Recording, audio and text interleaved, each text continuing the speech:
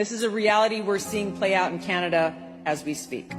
The reason why it's important is because in defiance of the Constitution, we now have leaders in our government working with their mouthpieces in the mainstream media and big tech, doing exactly what our founders rejected. And they're doing so backed by the most lethal force on earth, as they appoint themselves as the sole authority and voice of truth, of information. They get to decide what is true and what is false. They get to decide what is information or misinformation. And they expect we, the people, to just blindly accept and follow. This is where we're at today. It is in direct opposition to the Constitution that the power elite is actively suppressing voices, opinions, and information that they don't like. That those who dare to even question the authority are accused of spreading misinformation and are therefore targeted and smeared and canceled and silenced.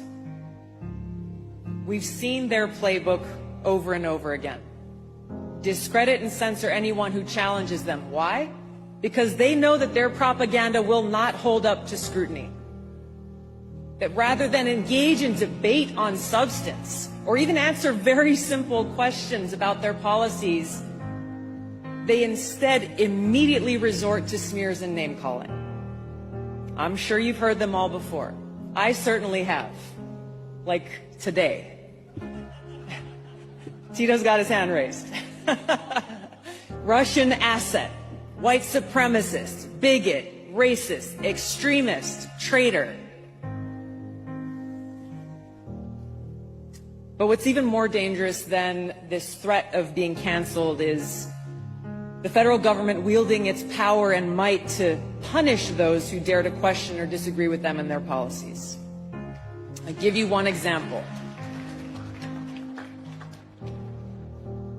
If you go on DHS.gov, you'll find Biden's Department of Homeland Security summarizes the 3 factors that led them to declare that we are in a heightened state of a domestic terrorism threat.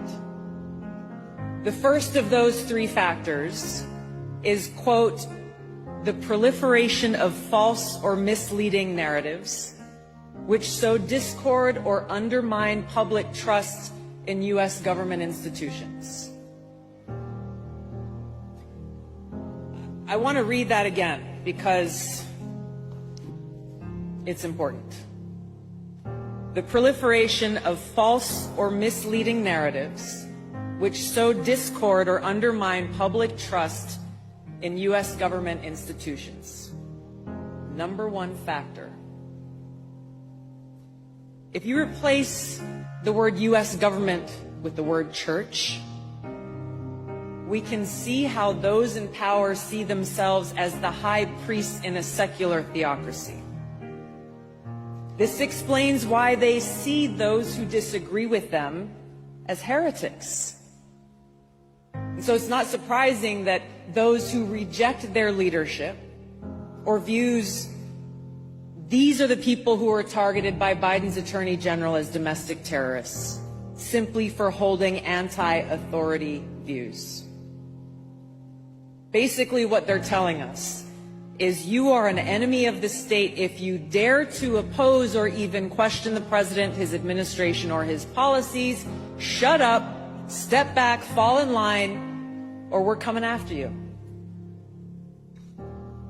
This isn't some theory. This is reality. And this is a reality we're seeing play out in Canada as we speak. You have the autocratic leader in Canada who's resorted to genuinely authoritarian and tyrannical means to suppress a peaceful mass protest against the power elite there.